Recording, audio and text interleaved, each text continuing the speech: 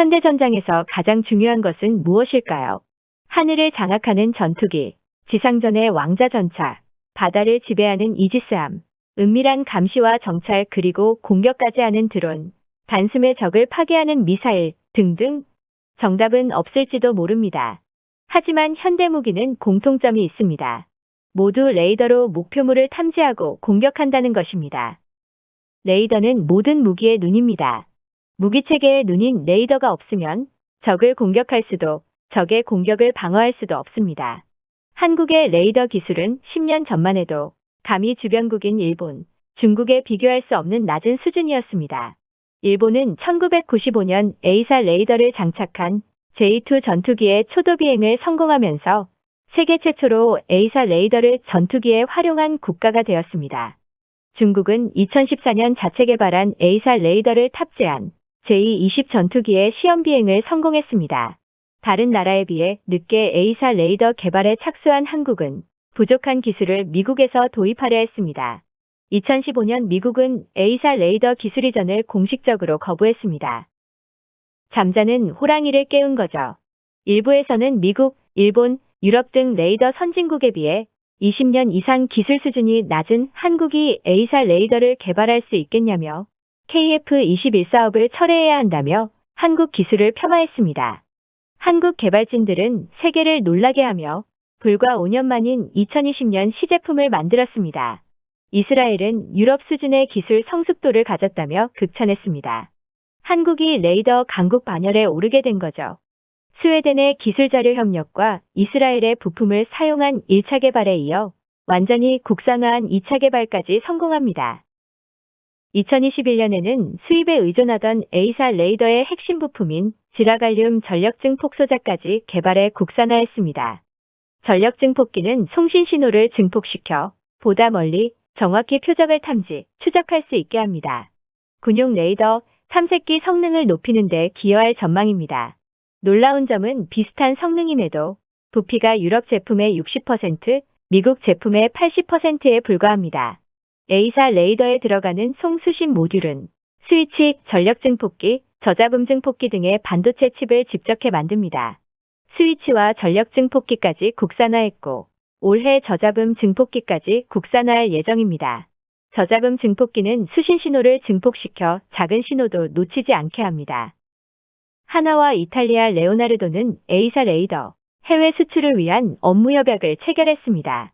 하나의 A사 레이더 안테나 장치와 레오나르도의 신호처리기, 전원 공급기를 결합합니다. 한국 A사 레이더 안테나가 세계 최고 성능임을 인정하는 것이죠. KF-21에 탑재되는 A사 레이더는 안테나, 신호처리기, 전원 공급기 모두 한국산입니다. 안테나에서 전파를 쏘면 사방으로 퍼져나가죠. 퍼져나가던 전파는 물체를 만나면 반사파를 보내게 됩니다. 물체의 위치는 알 수 없지만 거리는 알 수 있습니다. 물체의 위치를 알기 위해서 전파를 좁게 쏩니다. 손전등으로 주변을 확인하는 것처럼 전파를 여기저기 쏘게 되는데요. 이것을 빔 조향이라고 합니다. 레이더 빔 조향을 기계식으로 하면 기계식 레이더, 전파의 위상차를 이용하면 위상 배열 레이더라고 합니다. 전파의 간섭 현상을 이용해 빔 조향을 하는 것이죠. 위상차를 통해 빔 조향을 바꾸면 기계식보다 1000배 이상 빠르게 탐색할 수 있습니다. 위상 배열 레이더는 능동형과 수동형이 있습니다. 수동형을 패사 레이더라고 하고 능동형을 A사 레이더라고 합니다. 패사 레이더는 하나의 주파수를 송수신하고 A사 레이더는 모듈 수만큼 다양한 주파수를 송수신합니다. 일정한 주파수를 발사하면 적이 전파의 발사원을 역추적해 레이더의 위치를 알아낼 수 있습니다. 따라서 단일 주파수를 쏘는 패사 레이더는 적에게 발각되기 쉽고 다양한 주파수를 쏘는 A사 레이더는 발각이 어렵습니다.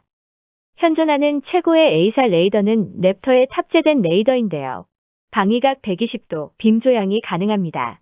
랩터나 F-35에는 고정형 A사 레이더가 탑재되지만 유로파이터의 A사는 기계식입니다. 그만큼 방위각이 좁다는 말이죠. KF-21에 탑재되는 A사 레이더는 고정형입니다. 따라서 방위각이 랩터 수준으로 추측됩니다. 현존하는 최고 수준이라는 말이죠. KF-21을 위해 개발한 A사 레이더 기술은 한국 레이더 수준을 단숨에 중위권에서 상위권으로 끌어올렸습니다. 이미 인천급, 대구급 호위함의 선배열 회전식 A사 레이더를 장착했고 대포병 레이더, 국지방공 레이더 등 다양한 곳에 활용하고 있습니다. A사 레이더의 하드웨어 기술은 세계 최상위권으로 알려져 있는데요. 소프트웨어 기술은 아직 정상급으로 보기 힘듭니다. 다양한 곳에서 활용해 데이터가 축적돼야 소프트웨어 기술의 성장이 가능합니다. 따라서 되도록 많은 곳에 A사 레이더를 탑재하고 실제 상황에 사용해 데이터를 축적해 개선해 나가야 합니다. 랩터의 레이더와 F-35의 레이더의 모듈은 동등한 수준인데요. F-35의 APG-81은 모듈의 수가 랩터보다 600에서 700개 적습니다. 하지만 소프트웨어는 F-35의 대지 공격 및 전자전 소프트웨어를 랩터에 제이식할 정도로 앞서고 있습니다. 동일한 레이더도 소프트웨어에 따라 성능이 얼마나 달라지는지 보여주고 있는데요. 한국의 소프트웨어 기술 수준은 미국의 90.7%로 세계 3위입니다. 최고 기술 보유국인 미국과의 기술 격차는 1년입니다. 따라서 집중적인 투자와 관심만 있다면 충분히 미국 수준의 소프트웨어를 개발할 수 있습니다. 레이더는 목적에 따라 탐지 레이더, 추적 레이더, 패시브 레이더가 있습니다. 함정의 안테나가 빙글빙글 돌아가는 거 자주 보셨죠? 보통은 탐지 레이더입니다. 가장 기본적인 레이더죠. 추적 레이더는 특정 표적을 정밀 추적하기 위한 레이더인데요. 기계식 레이더는 탐지 레이더와 추적 레이더가 따로 있고 위상 배열 레이더인 태사 레이더와 A사 레이더는 탐지와 추적을 동시에 할 수 있습니다. 패시브 레이더는 전파를 송신하지 않고 수신만 하는 레이더입니다. 항공기 등에서 탐지를 위해 쏘는 레이더를 수신해 분석 탐지하는 거죠. 스텔스기를 탐지하는 레이더로 유명합니다. 패시브 레이더의 원조는 체코의 테사인데요. 1세대부터 4세대까지 있습니다. 3세대인 타마라 레이더는 미국이 체코 정부에 압력을 넣어 수출을 막을 만큼 성능이 뛰어났습니다.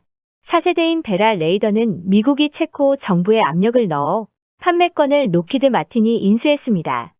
세계에 퍼져 있는 패시브 레이더의 원천 기술은 3세대인 타마라 레이더 기술입니다. 러시아는 타마라 레이더를 수입해 국산화한 콜추가 레이더가 있는데요. 콜추가 레이더는 구소련 연방 붕괴 직전 우크라이나와 소련 과학자가 공동으로 개발했습니다. 주인은 소련 연방이었고 연구 단위와 생산 공장이 우크라이나에 있었죠. 콜추가 레이더는 미국 랩터부터 모든 전투기, 폭격기를 탐지할 수 있는데요. 미국 F-117 스텔스 폭격기를 요격한 것으로 유명합니다. 2015년 콜추가 레이더와 레이저빔 무기 설계도면이 러시아의 감독 부주의로 우크라이나를 통해 한국으로 유출된 것으로 알려져 있습니다. 국방과학연구소, 삼성탈레스 현 하나시스템, LIG 넥스원 등 세 군데 연구소에서 연구 중인데요.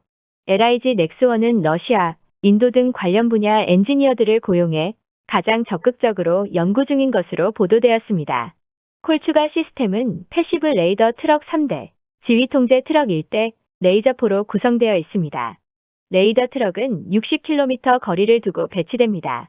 콜추가 시스템은 소련이 전술핵을 아군이 실수로 잘못 발사했을 때 이를 요격하기 위해 만들었는데요.